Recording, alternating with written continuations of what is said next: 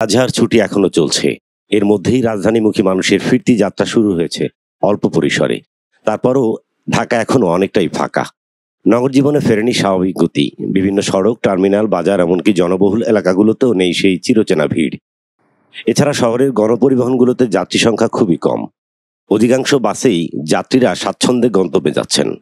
মঙ্গলবার রাজধানী ঘুরে দেখা গেছে ঢাকার টার্মিনালগুলোতে দূরপাল্লার বাসগুলো আসছে ঠিকই, কিন্তু যাত্রী কম। যারা ফিরছেন তারাও মূলত ঈদের ভিড় এড়িয়ে আগেভাগেই রাজধানীতে পৌঁছাতে চাইছেন। ঢাকার প্রধান সড়কগুলোতেও ছিল একই চিত্র। ফার্মগেট, কারওয়ান বাজার, বাংলা মোটর, মতিঝিল, উত্তরা, মিরপুর সব জায়গাতেই ঈদের ছুটির স্পষ্ট প্রভাব রয়েছে। যত্রতত্র গাড়ির সারি নেই, ট্রাফিক সিগন্যালে থেমে থাকার চাপ নেই, পথচারীদের ভিড়ও কম।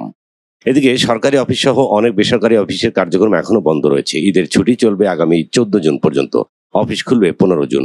ফলে রাজধানীর প্রশাসনিক ও আর্থিক কেন্দ্রগুলো যেমন মতিঝিল, আগারগাঁও বা উত্তরা অফিস পাড়া সব জায়গায় এক প্রকার নিস্তব্ধতা বিরাজ করছে।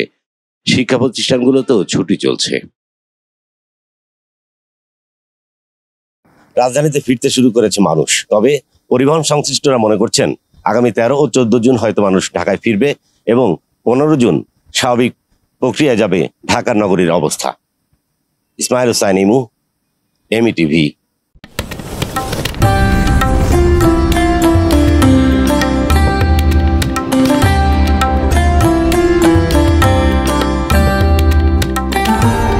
এমইটিভি, স্বাধীন বাংলার স্বাধীন কণ্ঠ।